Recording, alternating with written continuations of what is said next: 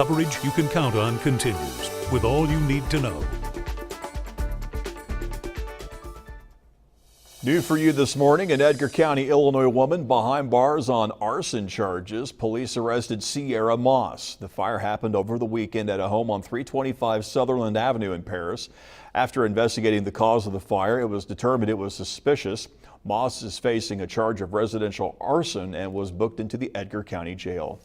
Also new for you this morning, the second partial collapse of a downtown building has prompted an emergency demolition. Jerry's Body Shop partially collapsed for the second time last night. It collapsed once before last October. City leaders condemned the building earlier this year. Now they're waiting for a contract to take it down. And until that happens, leaders ask that you avoid the area for your safety. In a crime alert this morning, your help is needed to find those responsible for damage at a former church building in downtown Terre Haute. Someone threw something through the door at the former New Life Church, and you could see the door shattered as a result. Police took a criminal mischief report, and if you have any information on this, please call Crime Stoppers at 812-238-STOP. More states are joining the fight against Big Pharma. California, Hawaii, Maine, and the District of Columbia filed lawsuits on Monday. They're all against the maker of OxyContin, and these are just the latest in the suits against Purdue Pharma and former owner Richard Sackler. The suits allege the firm downplayed the drug's risk of addiction. In several statements, the company continues to deny the allegations against it. 15 cases of hepatitis A have been confirmed in Indiana, and the most recent case is in Sullivan, Indiana. Over the weekend, we reported the Sullivan Health Department was investigating a hepatitis A case at McDonald's. Though they say the risk for anyone else to get it is low, a lot of people are still concerned. We did hear back from McDonald's corporate leaders, and they say they're working with health officials. At this time, there are no new concerns. And many are wondering when the flu season will end, and the good news is it's finally over and it won't be back again until October. This flu season much different than previous years. Despite a few flu restrictions, medical professionals say to their surprise they saw the lowest amount of flu cases here in the Wabash Valley, even during peak seasons. News 10's Jordan Kudish joins us now live, and she explains why this season has been so mild. Vigo County kept away the illness this flu season, and that's because it was a very mild season compared to previous years. Even medical professionals say that they're surprised by these incredibly low numbers. Now, Union Hospital checks flu numbers every week for updates. Currently, there are very few patients returning with flu-like symptoms. Medical professionals say this season was mild and it was delayed.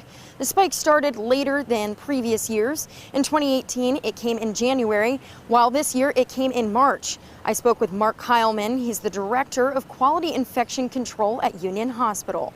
He says the flu vaccine was roughly 40% effective this year, which could be a contributor to the low numbers. Now, Heilman says that he's hopeful that next year this will be the same case, but they cannot be for sure as of right now. Reporting live in Terre Haute, I'm Jordan Kudish with News 10. Back to you. Now, this is something kind of unexpected for some of you out there. Gas prices are falling. GasBuddy.com says most areas will be saving more at the pump in the week ahead. A recent survey showed Indiana's gas prices average about $2.86 per gallon. That's a 2.7% increase from the past week, but still lower than 1 year ago. The national average, $2.81. Experts predict the nation's cheapest gas prices could fall below $2 per gallon. That's as oil prices have plummeted in the last 8 weeks. As we near closer to Special Olympics in Indiana, we have to start thinking about those road closures. Parking lot 14 between Chestnut and Cherry along 4th Street is already closed. On June 7th, workers will close 1st Street from Sycamore to Eagle Street, and they'll also close Chestnut Street from the West Paylot entrance to 3rd Street and 4th Street from CHHS to Cherry Street. These closures will last through June 9th.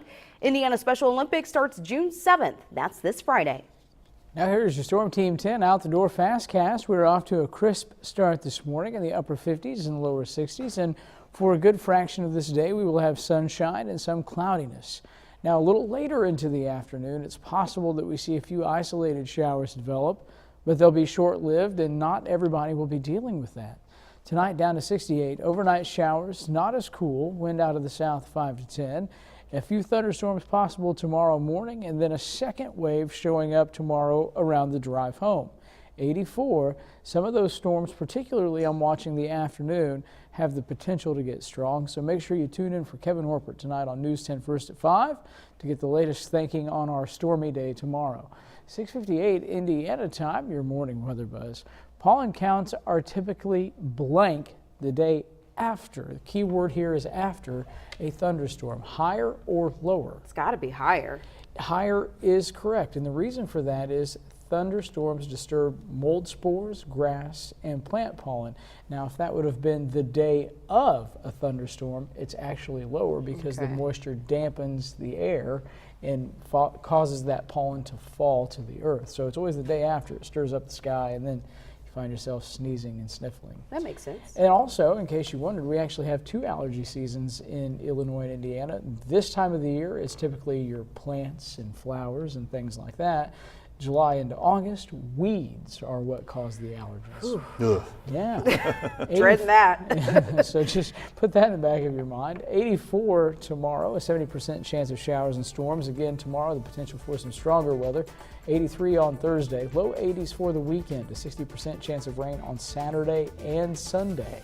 All right, thank you, Eric, and thank you so much for waking up with News 10 this morning. Be sure to join us for News 10 at midday at noon Eastern Time. Straight ahead, CBS This Morning. We hope you have a terrific Tuesday.